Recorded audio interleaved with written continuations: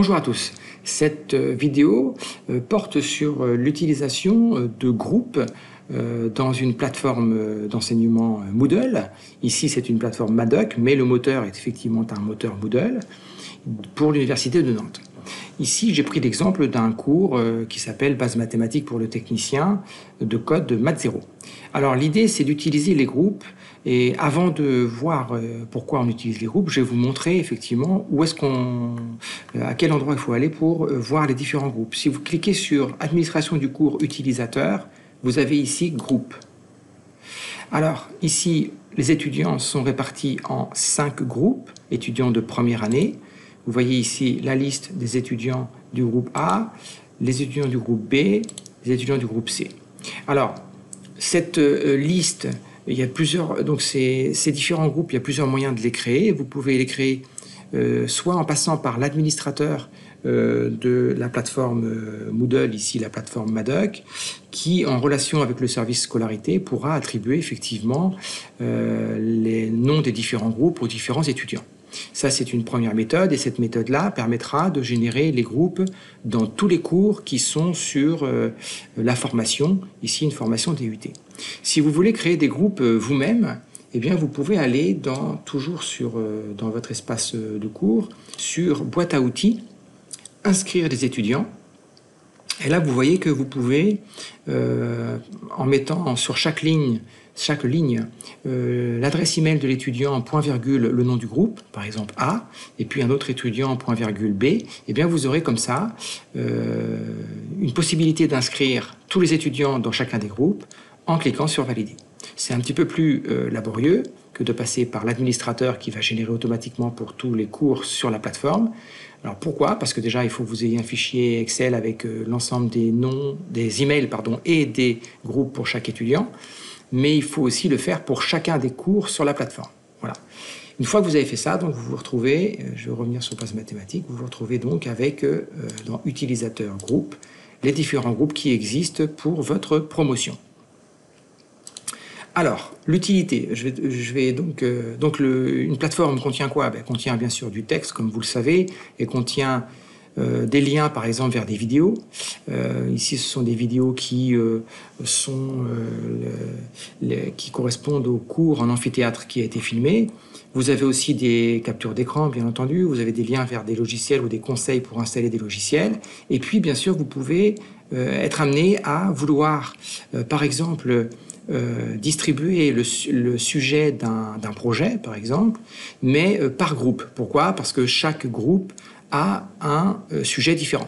Et pour pas qu'il y ait de confusion ou que les étudiants d'un mauvais groupe travaillent sur un sujet qui n'est pas le leur, vous pouvez comme ça restreindre l'accès. Ça permet aussi à chaque enseignant, s'il y a plusieurs enseignants qui créent des sujets, que chaque enseignant gère en fait son groupe avec son sujet particulier plutôt que de mettre tout en commun. Donc c'est vraiment indispensable en fait quand on a comme ça à gérer des groupes différemment. Alors, je vous montre comment ça marche. On va regarder déjà un téléchargement de sujets, et puis ensuite on va le créer nous-mêmes pour le groupe B par exemple, afin que vous puissiez voir comment ça marche. Alors vous voyez ici que Madoc a mis en bleu clair en fait ce téléchargement, tout simplement, non pas uniquement parce qu'il est caché, vous voyez ici il n'est pas du tout caché, il est visible, mais simplement parce que l'accès est restreint. Ici il met non disponible à moins que vous soyez membre de A. Alors on va aller voir comment ça fonctionne en allant dans Paramètres. Donc ici vous avez le nom effectivement pour le téléchargement. Ici vous avez déposé le sujet du groupe A au format PDF. Et puis dans les réglages courants, donc afficher la page du cours, et dans restreindre l'accès, vous voyez vous avez ajouté une restriction qui est que l'étudiant doit appartenir en fait au groupe A. On pourrait choisir n'importe quel groupe, mais ici on choisit le groupe A. Alors on va en créer un autre, donc enregistrer et revenir au cours. Donc ici, toujours dans cette démonstration de téléchargement de fichiers par groupe, je vais créer une autre activité, donc qui est une activité qui s'appelle dossier. Voilà. Je vais cliquer sur ajouter. Donc je vais mettre le nom, donc c'est téléchargement du sujet, et je vais mettre groupe B. Voilà, et puis le fichier, je vais télécharger le fichier correspondant au groupe B, donc démo sujet projet B, ouvrir, déposer ce fichier. Déposer ce fichier. Moi, j'ai l'habitude de mettre sur la même page du cours et d'afficher les sous-dossiers, voilà. Et puis, dans restreindre l'accès, donc réglage courant, ben, c'est affiché sur la page du cours, hein. On avait le choix entre ça ou bien caché pour les étudiants. Et puis, je vais ajouter une restriction. Je vais cliquer sur groupe. Donc, et puis, je vais choisir ici groupe B, puisque c'est le groupe B, bien sûr. Donc, je vais cliquer sur groupe B, puis je vais cliquer sur enregistrer et revenir au cours. Donc, vous voyez qu'ici, c'est toujours en couleur claire, hein, mais c'est parce que c'est restreint à un groupe en particulier. Mais vous voyez ici que vous avez ici le téléchargement du projet pour le groupe A, le téléchargement du sujet, donc du projet pour le groupe B. Qu'est-ce que je voulais dire d'autre? Oui, alors pourquoi j'ai indiqué groupe A et groupe B? Ça, c'est plus pour les enseignants, pour qu'ils sachent, par exemple, que c'est vraiment là qu'ils peuvent aller déposer leur sujet. Mais pour l'étudiant, en fait, l'étudiant, lui, l'étudiant du groupe B ne verra que téléchargement du sujet groupe B. Il ne saura même pas qu'il y a d'autres téléchargements pour les autres groupes.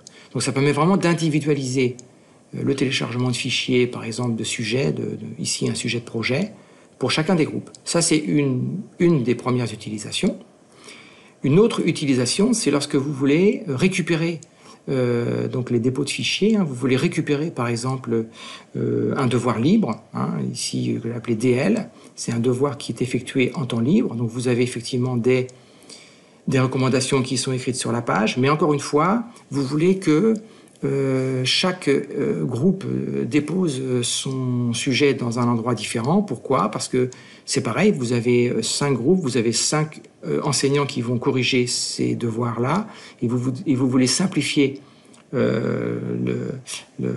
l'extraction, donc le téléchargement de ces devoirs-là pour chacun des enseignants, afin qu'il corrige son paquet de copies sans avoir à trier parmi toute la promotion et retrouver les noms de ses étudiants qui concernent son groupe. Donc ici, même chose, on va regarder comment ça se passe pour le dépôt d'un devoir DL, et puis on va en faire un ensemble. Là aussi, il y a marqué non disponible à moins que vous soyez membre du groupe A. Et donc si je vais sur modifier paramètres, et bien ici vous avez bien sûr le nom du devoir, et puis éventuellement des fichiers supplémentaires, mais ici on n'en a pas besoin. Vous avez la date de remise, donc c'est remise dès aujourd'hui, 19 septembre 2020. Et puis par exemple j'ai mis 10 jours pour cette remise. Les étudiants sont informés qu'ils ont 10 jours pour remettre le devoir. Donc ils ont 10 jours effectivement pour pouvoir déposer ce devoir-là. Ou plus tard, le 29 septembre. Type de remise, alors nombre de maximum de fichiers à remettre, moi j'ai mis un seul fichier. Taille limite de dépôt, bon j'ai pris 20 mégas, les fichiers seront plus petits que ça. Et puis là vous avez réglage courant. Et dans réglage courant, on peut soit sélectionner caché ou affiché. Rendre disponible, c'est seulement lorsque la section est cachée. Et puis vous avez ensuite mode de groupe. Alors vous avez les modes de groupe, soit aucun groupe, c'est pas notre cas, soit groupe séparé, soit groupe visible. Alors, si vous voulez une aide, vous cliquez sur point d'interrogation. Et groupe séparé, ça veut dire que chaque membre du groupe ne peut voir que son propre groupe, les autres groupes étant invisibles. Je pense que c'est le mode qui est le plus simple, puisque chaque étudiant ne va voir que sa zone de dépôt. Il ne peut pas se tromper, de toute façon, puisqu'il n'y aura que celle-ci qui sera affichée pour lui. Restreindre l'accès, là encore. Donc, on a dit que l'étudiant doit remplir les conditions suivantes. Il doit appartenir au groupe A. Et on clique sur « Enregistrer et revenir au cours ». Donc, on va en créer un nouveau. Pour en créer un nouveau, je vais faire « Ajouter une activité et une ressource ». Je vais mettre « Devoir » et je vais cliquer sur « Ajouter ». Donc, ici, je vais mettre « Dépôt du devoir libre ». Et je vais mettre entre parenthèses groupe B. Je n'ai pas de fichier supplémentaire à donner, donc je vais dire que ici, on va mettre, c'était 10 jours, donc c'était le 29, 29 septembre. Je vais décocher ça, rappeler, évaluer, je décoche. Et puis, on va mettre un fichier de dépôt, taille maximum 20 mégas.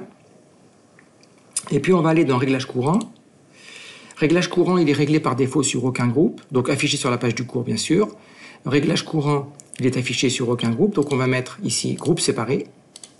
Et puis ici, je vais cliquer sur ajouter une restriction. Alors, ajouter une restriction, l'étudiant doit, je vais sélectionner, appartenir au groupe B. Et on clique sur enregistrer, revenir au cours. Donc si on fait ça, vous voyez que maintenant, vous avez donc le dépôt donc, du devoir pour le groupe A, le dépôt du devoir pour le groupe B. Là encore, c'est en bleu clair, c'est affiché en clair, pas parce que c'est masqué, mais parce que l'accès est restreint, et donc seulement le groupe A verra son dépôt, seulement le groupe B verra son dépôt. Et encore une fois, pour les correcteurs, c'est beaucoup plus simple, puisqu'ils vont pouvoir aller récupérer toutes les copies du groupe B, toutes les copies du groupe A, sans se tromper, et pouvoir vérifier aussi s'ils ont bien, pouvoir vérifier facilement s'ils ont bien le bon nombre de copies, s'il n'y a pas un étudiant qui a oublié de rendre sa copie. Voilà donc pour l'utilisation des groupes dans une plateforme Moodle, ici, qui s'appelle Madoc. Il me reste à vous souhaiter une excellente journée et je vous dis à très bientôt.